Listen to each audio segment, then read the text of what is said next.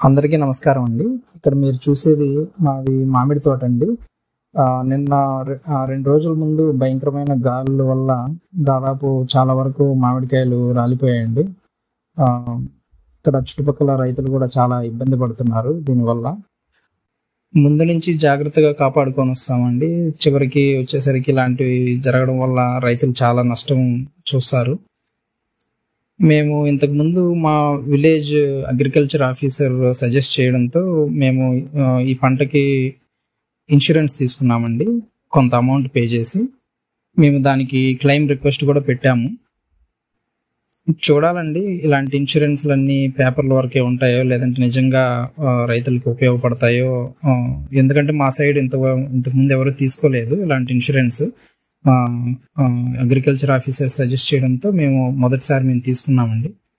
దయచేసి సబ్స్క్రైబ్ చేసి సపోర్ట్ చేయండి. Thank you.